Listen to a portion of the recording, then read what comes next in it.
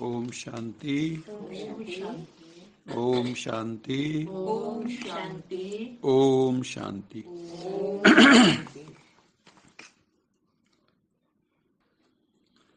आज की मुरली का शीर्षक है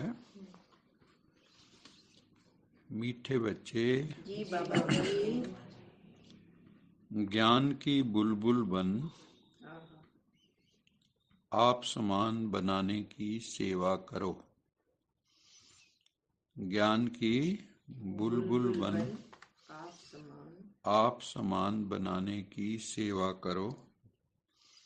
जांच करो कि कितनों को मैंने आप समान बनाया है, कितनों को बाप समान बनाया है, और आपकी याद का चार्ट क्या है, कितना समय याद करते हैं। ज्ञान की बुलबुल बन आप समान बनाने की सेवा करो। जैसे बुलबुल को आपने चहचहाते देखा होगा, बहुत मधुर उसकी आवाज होती है, एक तरह का संगीत ही होता है। तो बाबा कहते हैं ये ज्ञान भी जो है ना, तुम बच्चों को बहुत मधुर भाषी होके सबको सुनाना है। ये ज्ञान जो ईश्वरीय ज्ञान है, जिसकी कोई कीमत दे नहीं सकता, ये ज्ञान आप बच्चों को बुलबुल बन के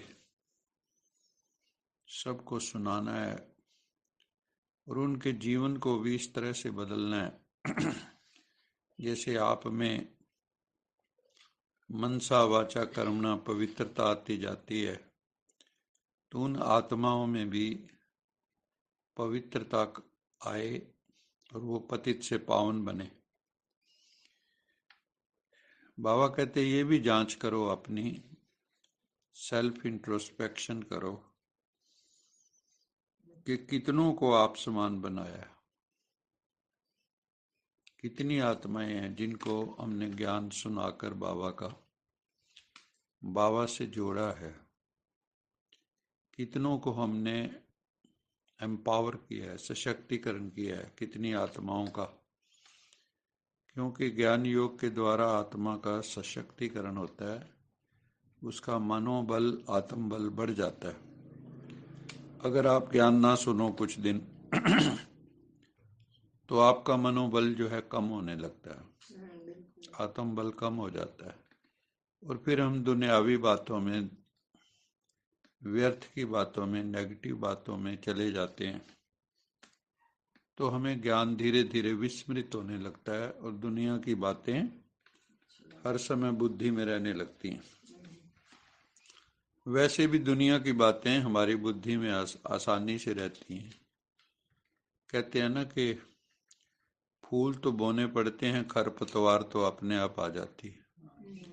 बीज बोओगे फसल आएगी, खरपतवार वीड्स कहते हैं इंग्लिश में, वो अपने आप ही पैदा हो जाते हैं, उसको पैदा करना नहीं पड़ता, उसके कोई बीज नहीं बोने पड़ते आपको।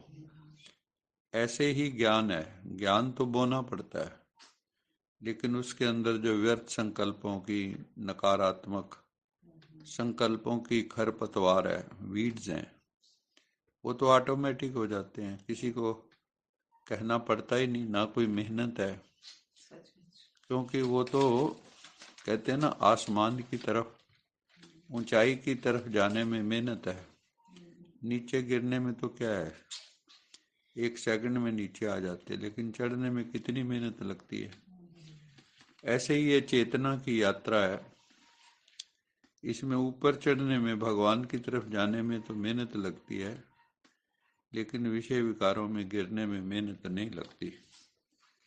इसलिए बाबा पूछते हैं, बच्चे अपनी चेकिंग करो, हमने कितनी की चेतना को ईश्वर उन्मुख किया है, कितनों की चेतना को हमने परमात्मा के सन्मुख लाया है। और दूसरा ये भी जांच करो कि मैं शरीर का भान भूलकर अशरीरी होकर शिव बाबा को कितना याद करता हूँ।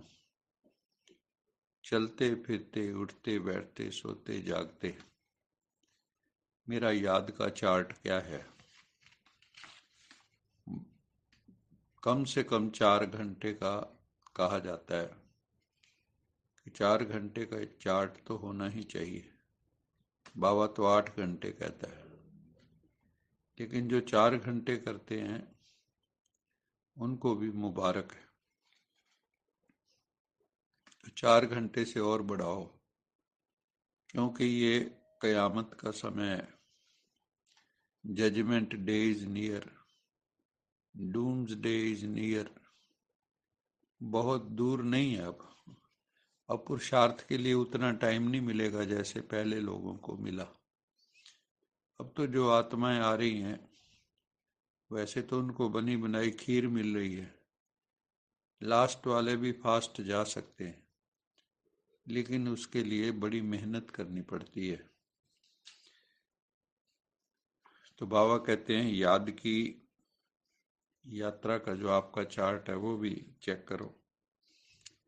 कितनों को बाबा का ज्ञान सुनाया वो चेक करो। आपकी चेतना कितनी ऊंचाई की यात्रा, कितनी बुलंदियों को छुई, कितनी शिखरों की तरफ गई, वो भी चेक करो। तो बाबा कहते हैं फिर जो है तुम सच्ची सच्ची ज्ञान की बुलबुल कहलाओगे। नहीं तो क्या कहेंगे? जो ज्ञान नहीं सुनाते तो उनको क्या कहेंगे? वो कौवे हैं।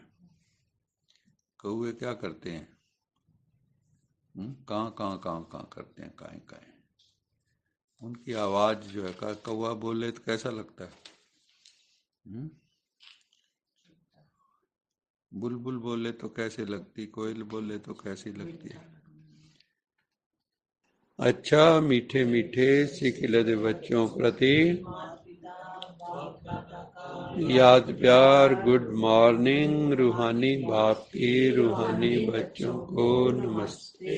हम रूहानी बच्चों की रूहानी मात पिता बाप दादा याद प्यार, गुड मॉर्निंग, गुड नाइट और नमस्ते। सदा रहो कहीं नहीं बन जाओ, बांध लो अपने, चलो प्रभु के